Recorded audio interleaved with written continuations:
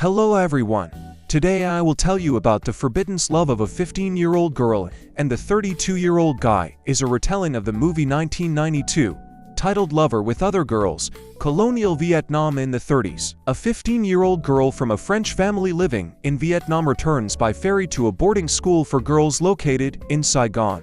In this film, by the way, the main characters have no names. The girl is escorted to the train station by her mothers. I am one of the brothers, Paul, and Pierre's older brother. While everyone is busy sending off the girls, they steal hidden money from their mother, which they use for drugs. Following the bus to the ferry, a black car drives in, the driver of which gets out and opens the door to the passenger sitting in the back seat. After getting out of the car, the guy goes to the girl. He takes out a cigarette case and is offered to smoke. The note refuses. The guy is visibly nervous to start a conversation with the girl. He praises her man's hat, considering it unusual that it is not worn by a man. When the girl asks who he is, where the guy lives, he tells about the big blue stone house on the other side of the river, which the girl had repeatedly seen.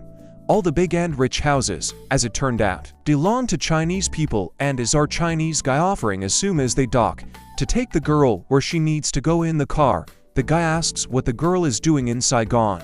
According to her, she is in the 11th grade, cheating that she is 17 and lives in a boarding school for girls, coming home only for the holidays, from which I am returning at the moment.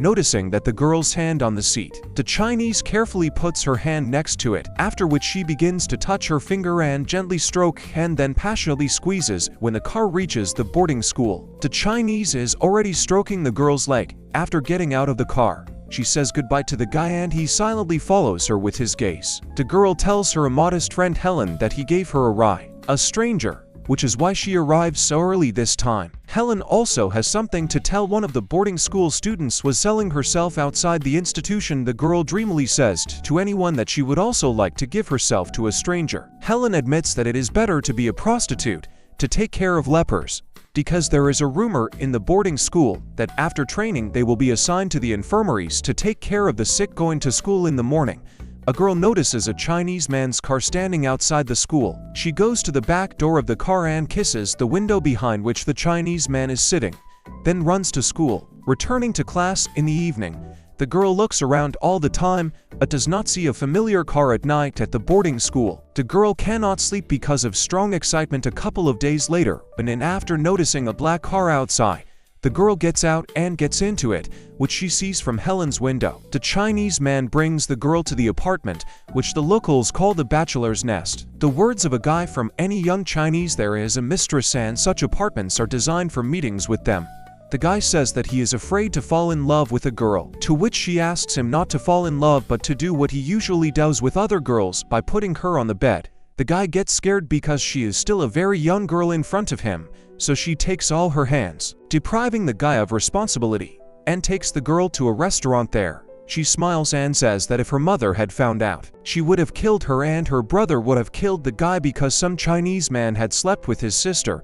The girl's mother said that if a girl loses her virginity here before the wedding, then she simply is not destined to find a husband because it's a shame. The guy confirms her words. He gives an example: if he wanted to marry her, he would not be allowed to do so because the girl has already dishonored their society. It is not acceptable and marriage between them would be impossible. The girl is glad to hear it, as she does not like Chinese people in principle.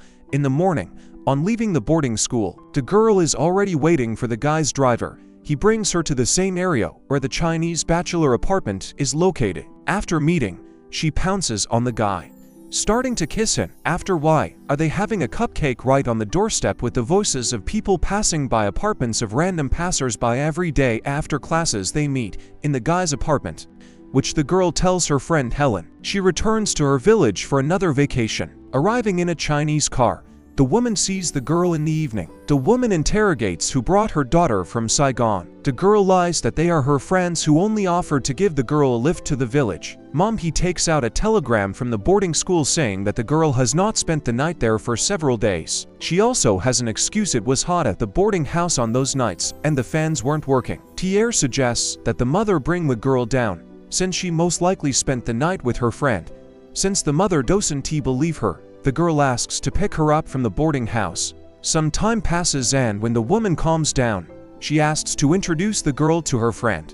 They meet in a restaurant. No one seems to be listening to the Chinese's story, as everyone is greedily busy eating a delicious dinner. After eating enough, Pierre suggests going to a pub where you can dance. After looking at the bill, he points it at the girl, who moves it to the Chinese. When she sees a purse full of money, the girl's mom starts laughing hysterically. They come to a pub where after dancing, Pierre begins to bully the Chinese, provoking him to fight. The girl and the remote go dancing, and their mother begins to cry because she feels ashamed of the behavior of the children. After dancing, the guy transfers the girl to his bachelor apartment, where she uses it dirty. After the cupcake, the girl asks how much would he pay for it in brothels. When asked how much she needs, the girl asks 500 piastres, which one she passes it to her mother, who in turn goes to a boarding school where she warns the principal that sometimes a girl won't spend the night at the institution. After meeting a guy, the girl tells him that no one talks to her at school because the parents of other children gossip about her relationship with an adult Chinese. But the guy thinks that the girl is overexerting herself. After a few days he goes to his father,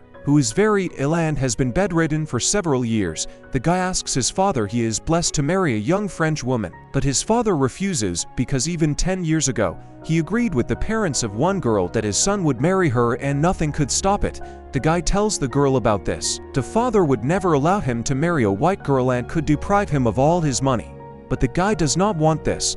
The girl says that his father is right. A year later, she leaves here anyway after finishing her studies, but she doesn't like Chinese. They return to the bachelor apartment where the girl asks the guy if she's beautiful, whether he has a fiancée. He has never seen her himself. He only knows that she comes from a rich family and was chosen precisely for according to this characteristic. The girl returns to her village again. After seeing an expensive ring that a Chinese man gave her, her mother and father make a scandal, believing that the guy gave it to her for a reason, but after sleeping with the girl, she rejects it because she despises the Chinese. After unpacking her things, she sniffs underwear and then says that it smells Chinese. The guy begins to beat the girl to knock her out. After a while, Pierre goes to France. His mother can no longer pay for his antics, and she's already sick of stealing money, so she decided to send him away late at night. The girl comes to the Chinese guy, who is still busy with opium because his heart is broken because of the girl's confession that she does not love him. The other day, the guy is having a wedding and the girl promises that after the celebration they will meet again. Before she and her family leave this country after the Chinese girl's wedding at home, where she learns from her mother that the guy is not as bad as she thought. He paid off all Pierrot's debts and paid for their departure to France. The girl goes to Saigon. She enters the Chinese apartment where she sits until in the evening, waiting for him but not waiting for him. She returns home. The day of departure to France arrives. Standing on the deck of the ship, the girl notices the same more familiar black car. Although it was poorly visible, but still the silhouette of a guy could be seen inside the car. The girl looked at him until the car disappeared from view. In the evening, peering into the darkness, the girl hears someone playing a waltz. When she gets down, she begins to cry. She started crying because the music reminded her of her lovers, whom she was really in love with. Many years later, a call rang in the apartment of an adult woman. It was a Chinese man who came with his wife to Paris. In a trembling voice, he said that he still loved her and would love her the same way as on the first day they met, and the film ends there.